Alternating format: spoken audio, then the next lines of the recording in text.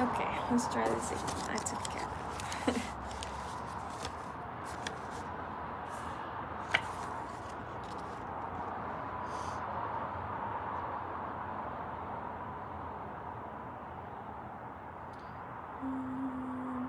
Familiar relationships are callings. Later as a child, the Lord called me to himself, and I became a Christian, the most important calling of all. Marriage, too, is a vocation, as both the Catholic Church and the Martin Luther have taught. Some have that calling, and others do not. While the word calling has many different applications, the overall sense is the same. A vocation might begin as a hobby and then become a job or career, or it might be something we devote our whole lives to and never get paid to or gain public recognition for doing. It can overlap with any of these categories, but it always transcends them all. Work, which as we've seen is part of what it means to be human, and to imitate our Creator through the creative nature of work, can fall into various categories. We do work in many areas of our lives. In a short video interview, Elizabeth Gilbert, an author of Eat, Pray, Love, helpfully defines 4 categories of work: hobby, job, career, and vocation. I'm drawing on Gilbert to describe them briefly here, before fleshing out some of them in the chapters that follow. Hobby. Gilbert describes hobbies as the interests we pursue purely for pleasure. What makes a hobby fun, even if it requires a lot of effort, is that the stakes are zero. In pursuing a hobby, you don't have to make money from it, you don't have to attract an audience for it, and you don't have to make a name for yourself. A hobby can be completely for private enjoyment, like my very unskilled flower gardening. Job. Of the 4 categories, a job, Gilbert says, is the only one that is a necessity. We all need to have the means to put a roof over our heads and food on the table. Very few of us, she points out, are landed gentry these days. Even the vast majority of writers and artists have day jobs. A job doesn't have to be great or fulfilling, she says. It just has to pay. And if a better one comes along, all the better. The things you love in life can be pursued outside a job. Career. Gilbert defines a career as a job that you are passionate about and that you love. A career is something worth making sacrifices for because you love it. It's fine to have a job you hate, Gilbert says, but not a career you hate. If you don't love your career, you shouldn't have it. I would add to this another helpful distinction between a job and a career. The word career comes from the word that means to run a course. It shares this root with the word careen. By its very definition, a career implies a course, a trajectory, a direction. If your work is taking you along a course that you do not love, it might be time to get off the train before it carries you further in the wrong direction. Vocation.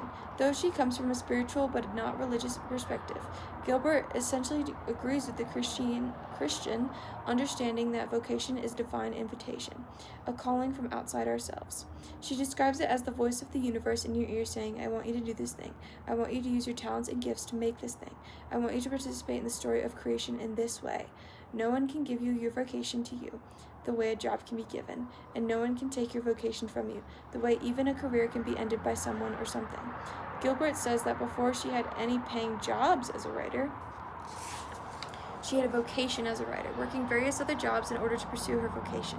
She acknowledges that writing career she eventually gained could end someday, whether because people no longer like her work or because the publishing industry itself comes to an end.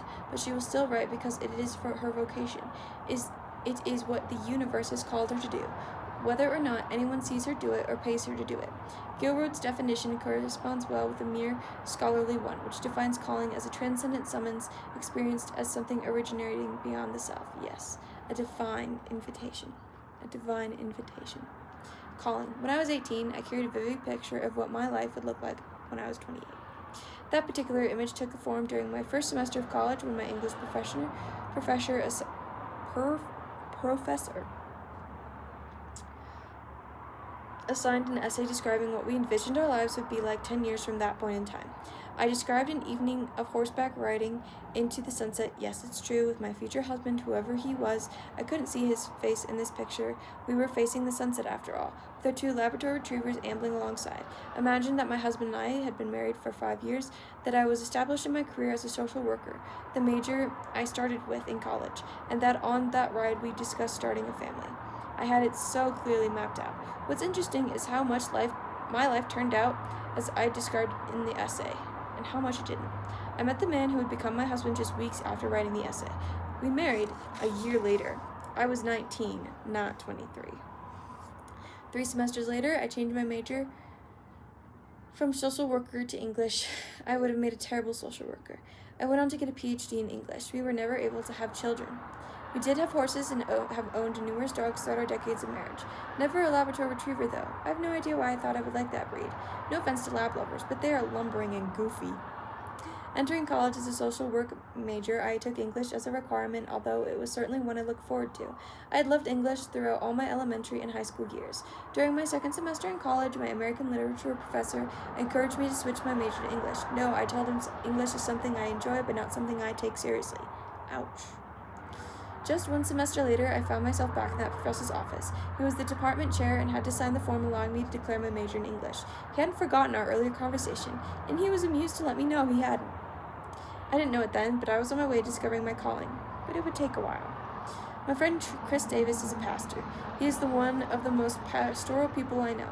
People in his home church told him when he was in high school that he was called to ministry. In college, he spent his spare time ministering by mentoring younger students, facilitating Bible studies, and preaching in churches.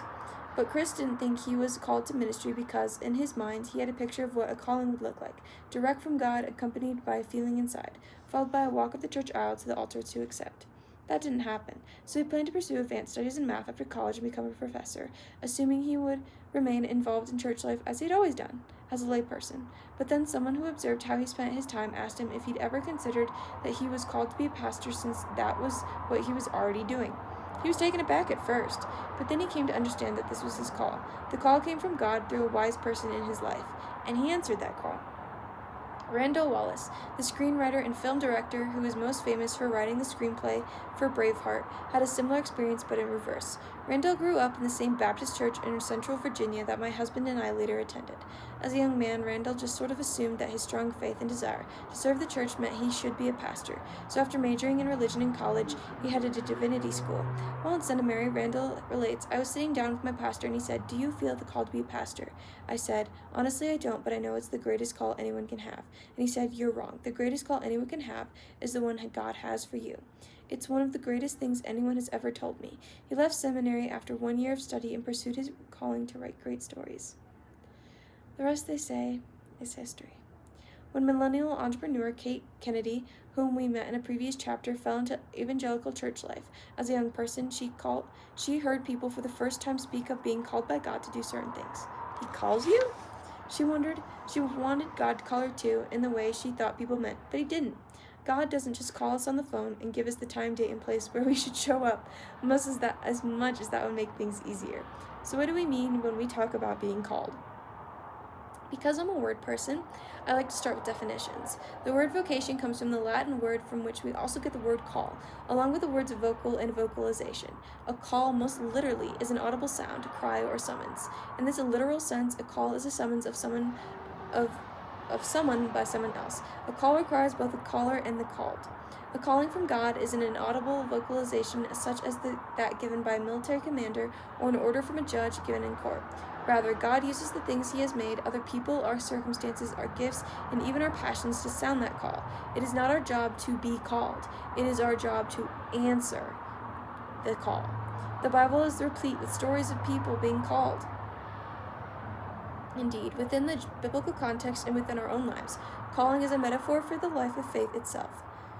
But hearing and discerning this call so that we can answer it isn't always easy. While passion burns inside of us, a call comes from the outside. Remember that famous line from the classic horror movie, When a Stranger Calls? The call is coming from the inside the house. If we were our own callers, it would be a kind of horror movie situation. But understanding that a calling takes place outside ourselves help us live in the truth that the pressure to be called is not our own. Passion is inside. A calling comes from the outside. They don't always entirely coincide, but sometimes they do. Charlotte something. Jane's marvelously depicts this distinction. From early in life, Jane's character is defined by a strong sense of justice, a genuine faith, and a fierce desire to love and be loved, and to be loved. Each of these driving passions meets obstruction after obstruction, as Jane seeks to find her way in a lonely and hostile world, to find a place where she belongs. Tempted many times to accept a place or a role that is not right for her, Jane finally hears an audible call, a cry from the man she loves from miles and miles away, summoning her back to him in circumstances that now make it right for them to be together. Within the world of the story, it would be impossible for such a call to be carried so far and to be heard by Jane where she is. We can take it only as a supernatural call. but it hardly matters. After many false starts over the course of a difficult and lonely life, Jane's inner passion and her external call finally coincide. Jane Eyre's is often seen as a modern elegy, as Pilgrim's Progress for our age. In particular, it is depiction of the importance of and the distinction between passion and calling, offers a striking metaphor for the modern-day search for and fulfillment of calling. I've seen a different example of passion and calling completely overlapping in the life of my mother. Over many, many decades, my parents have lived in many places and belonged to churches in each of them. In each of these churches, my mother has had a role in teaching Sunday school, Vocation Bible School, or the children's choir. Even before that, while attending school as a girl in a one-room schoolhouse in rural Maine, she was assigned by her teacher to help instruct the younger students. My mother never went to college to become a teacher, never had a career or a paying job in teaching, yet she taught for almost her entire life. The interesting thing, however, is that she realized only a few years ago that she was a teacher, that she had been one all of this time, and that being one was her vocation. She had simply done it without that awareness. Even as she approached her 90s and became too frail to attend church in person, she would sit at home making lessons and craft projects to mail out to children in the family, and in ministry halfway across the globe. Aww. She could simply not teach the Bible to children. It was her calling.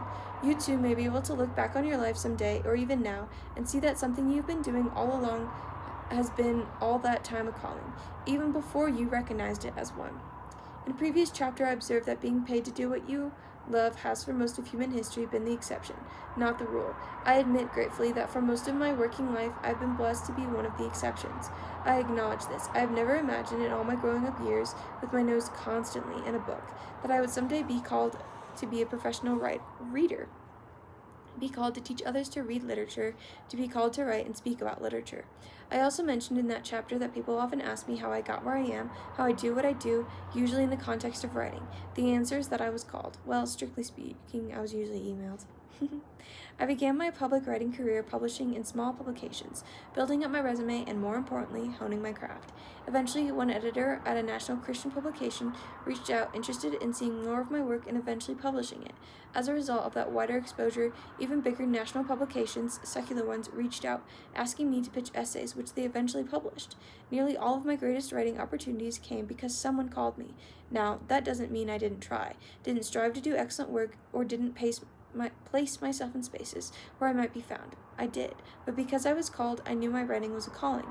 Even in the sense of our calling is felt within, the actual call comes from other people, and ultimately we trust as believers from God. God is an external, objective source. He is someone else. We are not Him. So when people tell me they are called to do something, I want to ask, who is calling you? Traditionally, within the larger context of church history, calling or vocation referred to one's role in a full-time church ministry, whether a nun, a monk, priest, or pastor. These terms are still sometimes used that way when, for example, people refer to a full-time church job as vocational ministry, as opposed to the lay ministry of someone in the laity, or a minister who has a second job outside the church is called a bivocational pastor. However, the Protestant Reformation challenged the traditional distinction between secular and sacred vocations. The Reformers understood that God calls everyone, not just a full-time ministry, but to do all kinds of work, and that the other work can be a vocation too. Martin Luther's views on vocation in particular were tremendously influential. They were directly connected to his understanding of salvation by faith alone, and have been summed up by saying, God doesn't need your good works, but your neighbor does. For Luther, any kind of work is vocational when you're called by God to do it. Such roles aren't limited to 9-to-5 jobs. Callings inside those of a mother, father, daughter, son, citizen, and church member, as well as truck driver, farmer, teacher, and shop owner. Nevertheless, even within some decidedly Protestant contexts, I'm thinking of my own evangelical world in particular, the elevated status of full-time ministry lingers. One speaker at the 2024 Pastors' Conference of the Southern Baptist Convention declared the role of pastor to be the highest calling on the planet. This persistent assumption that church work is higher or nobler than worldly work, a form of neo-monachism, is the source of all kinds of evil. With all due respect to my Mosaic friends, a view of calling that puts spiritual work above all other kinds of roles distorts our understanding of both ministry and work. David Rovers has it right. As a school chaplain, he has been talking to a student at his school's graduation who said she felt God was calling her to be an astronaut. He later posted it on social media. I was so excited. I've never in my life heard someone say that before. We should hear more of this. A friend of mine, for example, found herself trying to discern a new direction for her vocation after leaving a church job she loved following the church's mishandling of abuse. She had prepared her whole life to work in and for the church, including going to seminary. The disillusionment she experienced over the situation in the church made her want to seek work outside the church. She struggled not to feel like she was giving up her calling and yet even wasting her hard-earned seminary degree. Yet seeking to use her gifts outside the church walls was not necessarily a change in vocation, nor would her theological education be wasted. Every Christian is called to full-time ministry, regardless of who signs the paycheck or even whether there is a paycheck. She ended up taking a teaching position at a school. Teaching was exactly what she'd been doing in the church. Her vocation didn't change. Her setting did. Situations and jobs can change even as her vocation remains the same. Vocations are like roles. We can serve the same role at a variety of life and work circumstances, but at times the roles can shift. When I decided to walk away from my decades-long career as an English professor, I had to wrestle with the question of whether that meant my vocation had ended. In one sense it did, but in another I have continued to teach, though in different ways. While a calling might make a different form, sometimes callings do actually end, and new callings emerge. The vocation of being a husband or a wife may end with the death of a spouse, for example. A life-altering injury may end the calling of a super athlete. The financial advisor who retires after 45 years of helping people manage their money may never want to look at a spreadsheet again and may become a writer instead. A friend of mine who became a quadriplegic during a tragic accident developed the astounding talent of painting by holding the brush in her mouth. She has a new calling as an artist, one that did not exist before she experienced her life-changing injuries. Your calling isn't just about you. The doctrine of vocation is a robust acknowledgement of the truth that God intended humans to provide for each other through each other's work. Rather than providing manna from heaven, as he once did, God uses the work of farmers, bakers, truck drivers, and grocers to feed us. Rather than creating each new person from the dust of the earth, God has chosen to use the vocations of husbands and wives, fathers and mothers to create new human beings.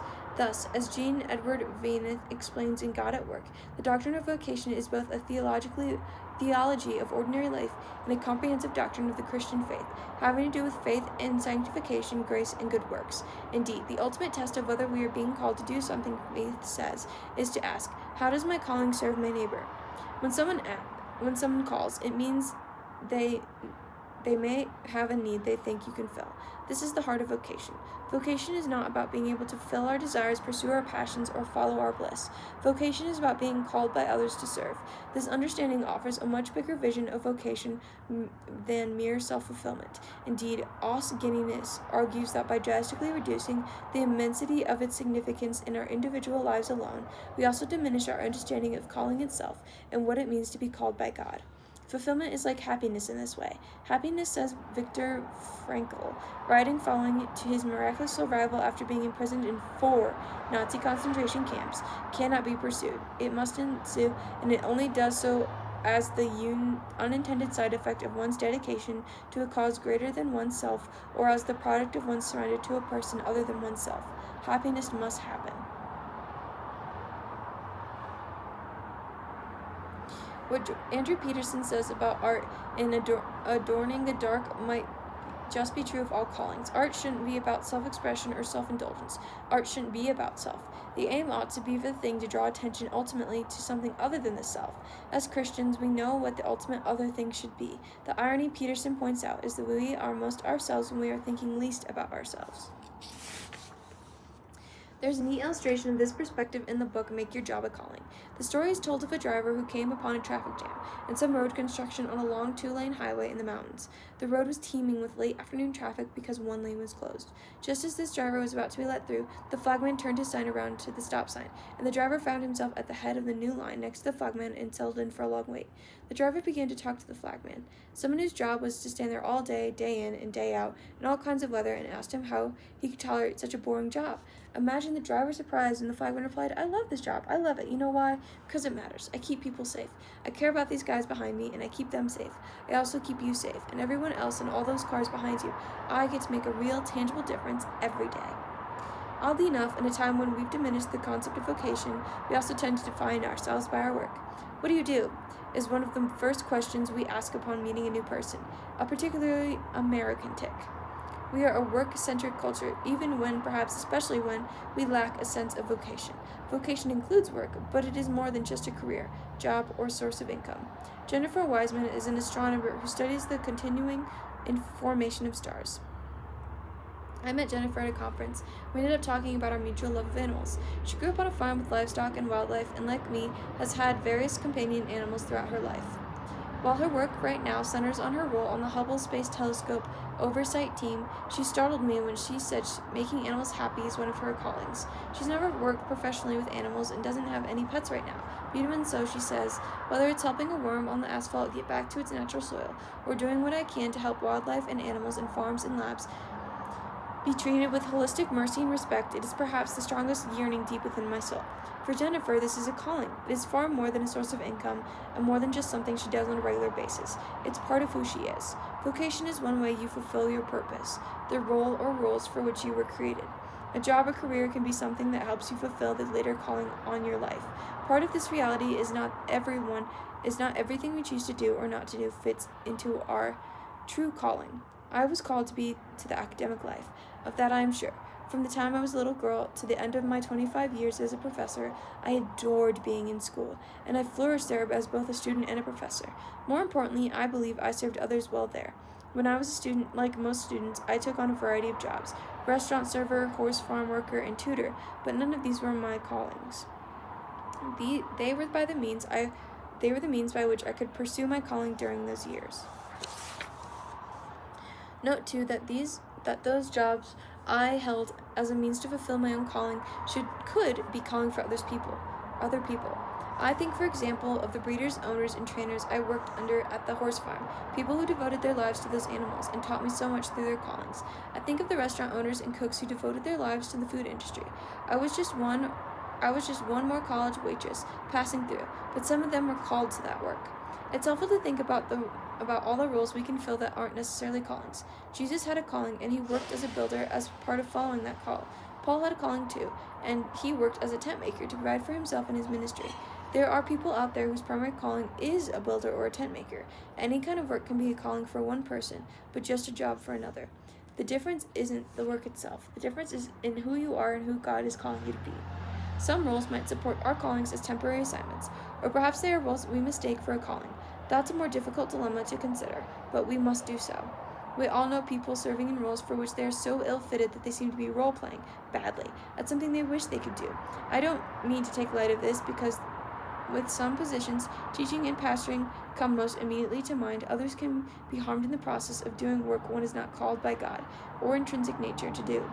In the realm of creative work, which is inherently more subjective, we're all encounter people desperately trying to be called to play, to sing, play, perform, or write.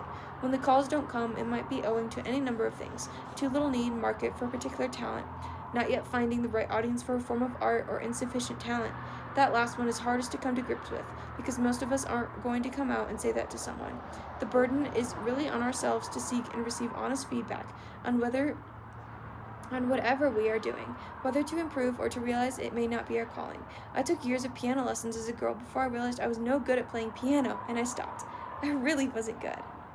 But no one told me. Certainly not the teachers getting paid to give me lessons.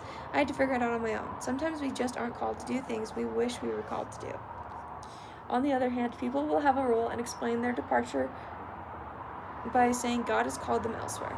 At times, I wish they'd simply say, hey, I decided I want to do this new thing, because surely that is the case at times. Life is long, or sometimes the call really is coming from inside the house, but it can be hard to see that, let alone say it.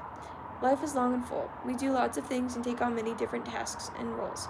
It might be that only in looking backward or amid a crisis or turning point do we see the way in which all the aspects are woven together into a kind of tapestry that depicts our true callings.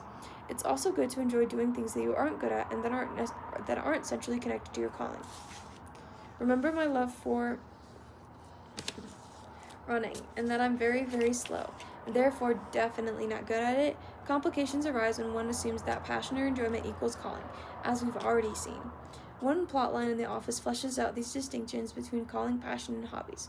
Of course, the central idea of The Office is that everyone working at Dudler Muffin, a paper supply company, is doing anything but pursuing a passion, and yet they somehow find fulfillment and purpose there. A central scene within this subplot takes place when Pam, who is engaged to Jim and enrolled in art school, decides with Jim's brothers to pull a prank on him. Pam wants to pretend that she lost her engagement ring, but Jim's brothers commandeer the idea and decide the prank should be to mock Pam's pursuit of a career in art in front of Jim by teasing that she basically has a hobby for a job. As usual in The Office, the whole thing is awkward and painful as the mockery reveals Pam's insecurities. Yet the way the overarching plotline develops throughout the series subtly shows that Pam hopes to be an artist, yet lacks both the drive and the talent that it would take. She's not called to be an artist, yet art remains a hobby for her as she finds her real calling and gladness working in the office with the people she loves and eventually creating a family with Jim. It's a beautiful and poignant picture of a person learning about realities of work, her own limitations, and most importantly, what she really loves and takes joy in. Perhaps by understanding the important distinction between passion and calling, we can have clearer categories for both and their relationship to each other. And who knows, persistent might pay off. Sometimes the right connection at the right moment between caller and called can take an excruciating amount of time. Or planning, the way some parents and coaches make sure their kids and players will be seen by scouts. Remember Sarah from the previous chapter? Well, it turns out she is a very gifted writer, and she did get her book published, despite people like me not offering strong encouragement. Looking back and reflecting on her persistence and patience despite the obstacles, Sarah told me it helped that I had received other messages from writers who knew my work telling me that I was a good writer and I ought to persevere. But I do think it was also helpful to receive your words as a reminder that my calling wasn't going to be evident to everyone, and neither could it be nullified by anyone else. That was mine. And that is where we'll leave it for today.